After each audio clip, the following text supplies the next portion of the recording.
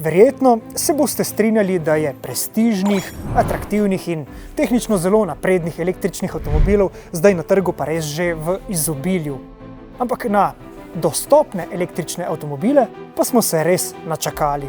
In zdaj sem rekel, smo se načakali. To pa zato, ker so nas Kitajci zdaj pa res očitno odrešili tega čakanja. To je Leapmotor T03.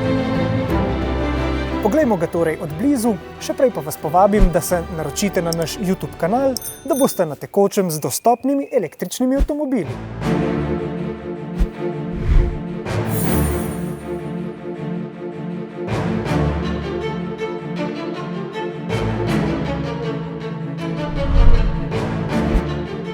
Če sem povsem natančen, smo takšen majhen dostopen električni avto na trgu že imeli.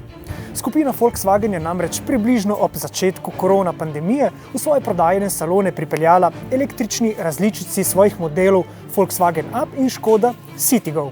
No in kaj smo se s tema dvema modeloma naučili?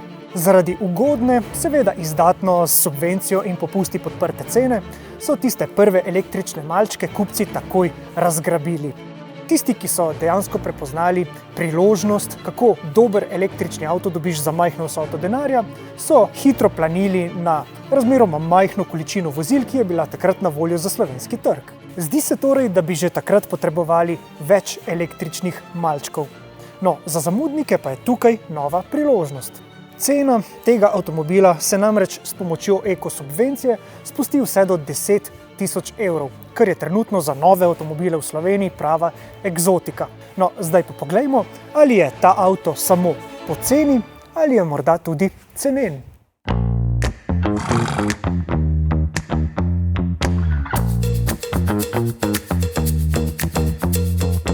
Za začetek imamo elektromotor, ki ima 70 kW moči in poganja prednji kolesni par. Zaloga moči je za takšen avto povsem ok, no bolj prijetno pa so me presenetile vozne lastnosti. Vidi se, da ta avto ni čisto tipičen Kitajec, ampak je razvit skupaj v sodelovanju s skupino Stellantis. No in rekel bi, da evropski inženirji dobro vedo, da imamo v Evropi številne zelo zavite mestne ulice, da ne govorim o naših podeželskih cestah.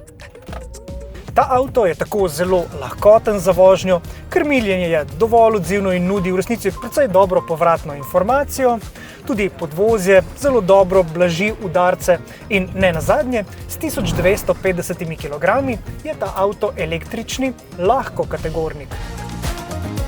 Manjša masa praviloma pomeni tudi manjšo porabo energije. No, ta v primeru mestne vožnje znaša okoli 10 kWh na 100 prevoženih kilometrov, kar pomeni, da boste liti železo-fosfatno baterijo s kapaciteto 36 kWh pri takšni vožnji polnili na primer enkrat na teden.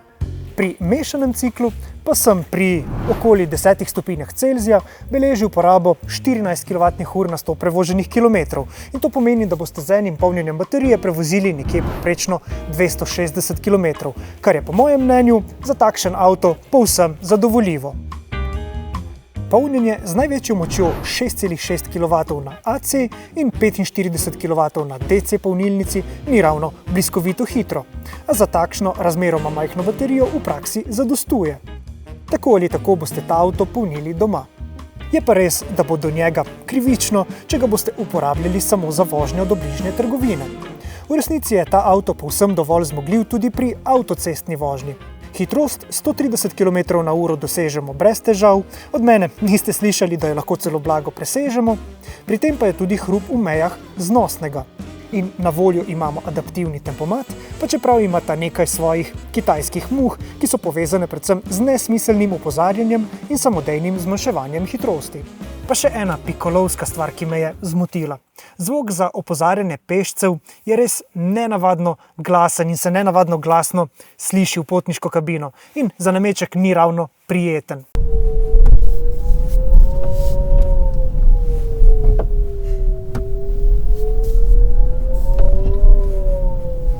Če se boste večinoma vozili po mestu, se ga boste pri hitrostih do 30 km/h kar pošteno naposlušali.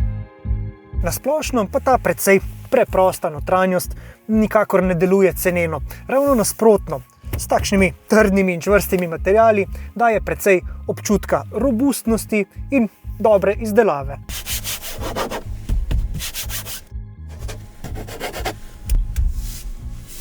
In ne nazadnje, ta avto se izdeluje na Poljskem, v isti tovarni, kot se je nekoč še en zelo simpatičen in majhen avto, ki vam ga zdaj pokažem, vi pa v komentar napišite, kako mu pravite, ker ima številna, precej zanimiva domača imena. Od naprednejših funkcij pa imamo tukaj 3 vozne programe, ki povsem pričakovano spremenijo odzivnost pogona, pa brezkontaktni ključ, ki nam omogoča, da vozilo zaženemo na tipko, no najbolj nepričakovana pa je velika steklena panoramska streha, ki precej optično poveča kabino in poskrbi za še boljše počutje pri vožnji. Nekoliko manj napredno pa je nastavljanje klimatske naprave, kar moramo storiti povsem ročno tukaj na osrednjem zaslonu. Pa tudi sistema Android Auto in Apple CarPlay nam omogoča še vedno, tako po kitajsko, takšna dodatna škatlica. Če se spredaj vozimo zelo udobno, pa se zadaj pravzaprav dokaj zasilno. Tukaj in v prtljažniku, ki ima 210 litrov prostornine, se kompaktna dolžina 3,6 metra seveda pozna. Sam menim, da ima ta avto pravzaprav več karakterja, kot bi mu morda prisodili na prvi pogled. Namreč dizajn ni njegova močna točka, pa tega ne pravim jaz, ampak to pravijo kar sami odgovorni pri Leapmotorju, ki medtem že aktivno iščejo evropskega oblikovalca, ki bi poskrbel, da bi njihov električni mestni malček tudi izgledal bolj po našem zahtevnem evropskem okusu. Tudi v uredništvu avtomobilnosti imamo zelo radi lepe avtomobile, ampak obenem se strinjamo, da morata biti dobra tehnika in prava vsebina vselej na prvem mestu. In Leapmotor T03 je vreden avto.